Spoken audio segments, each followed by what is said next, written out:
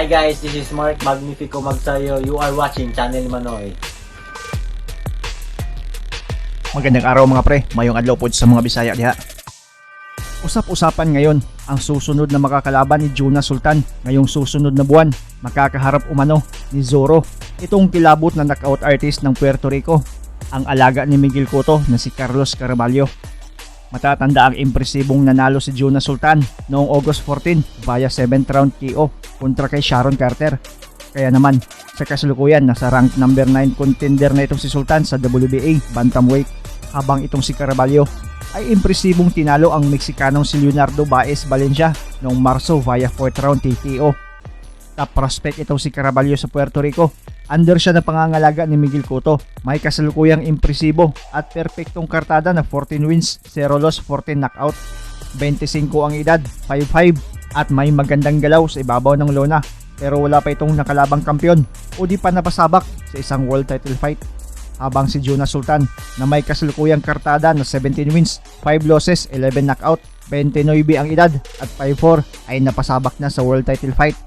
Ilang mga dekalibreng boksidor na rin ang hinarap, gaya na lang nila IBF champion Jerwin Angkahas, bantamweight king General Cuadro Alas Casimero, at naging IBF Intercontinental Super Flyweight champion pa ito nang talunin niya via second round TKO si Magazoli Tete.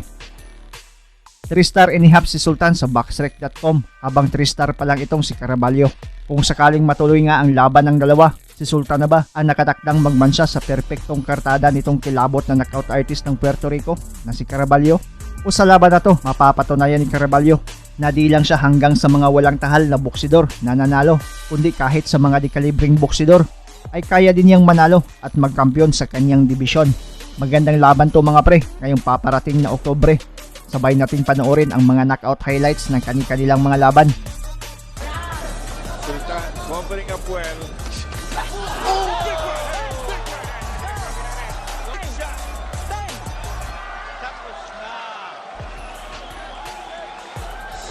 Book right hand. Perfect counter. Perfect counter to the left. Maganda yung timing. Baez is too hurt. Baez is really hurt. Legs have gone wobbly. CARABALLO trying to finish things off here in round 4. Chop it away. Plenty of time left. 30 seconds to go. Baez really hurt. You can make the case now that the ref could stop it. And then throw in the towel. The corner of Baez threw in the towel as the referee, Roberto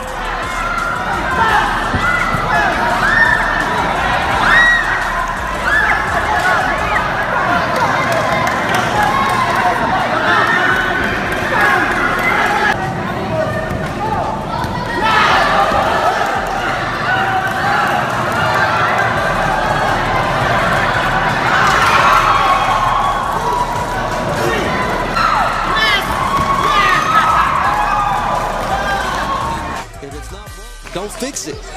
And we love knockouts. Fans love knockouts at home too. And he wants his streak to keep going. He's got 8 knockouts and 8 wins, but tonight he's in against a veteran in Felipe Rivas in 17 wins. But he can take a shot. He's proven that tonight.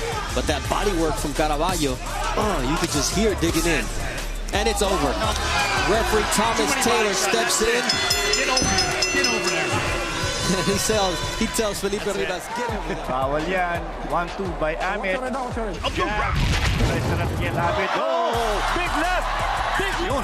Big right hand by... Bumalik siya. Bumalik. Kaliwat kanan. Oh! And a big shot! Big shot!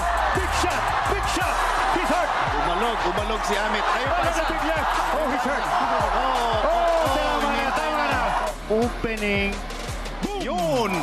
Si Mo hindi mo man bumagsak o kaliwat kanan. And that's it. Down! Corner. 4, 5, 6, 7, 8, 9, 10.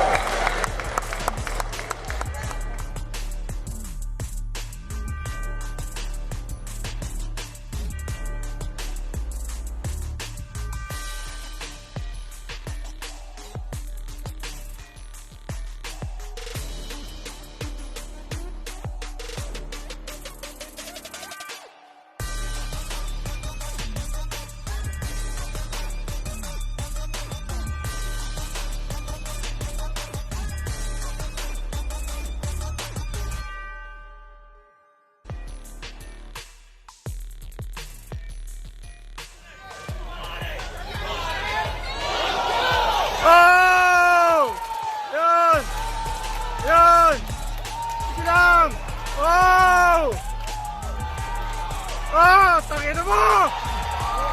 Woo! Hindi ka kaya suntok mo! Yeah! Woo! Woo! Idol! Galing!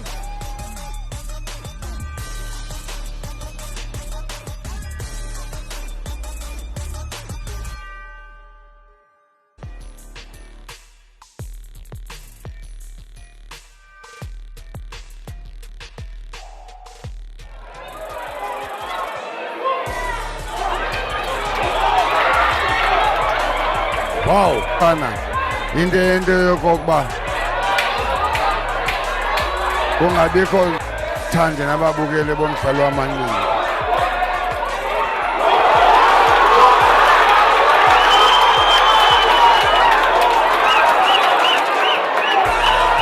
Waphela njalo umlo. Umjikelo wesibili. Indlela ngumangaliso. Huwag kalimutang i-like ang ating video at pakipindot na rin ang subscribe button kung ikaw ay bago para umabot na tayo sa 200,000 dito sa munting tahanan ko. Sa lahat po ng mga fans ko dyan, salamat po sa pagsuporta. Maraming salamat sa buong Pilipino. Bye-bye. Thank you. Salamat sa Buanga Balites, MLB. GoldenBoy Promotion. Maraming salamat sa panonood at suporta mga pre. As always, amping permi.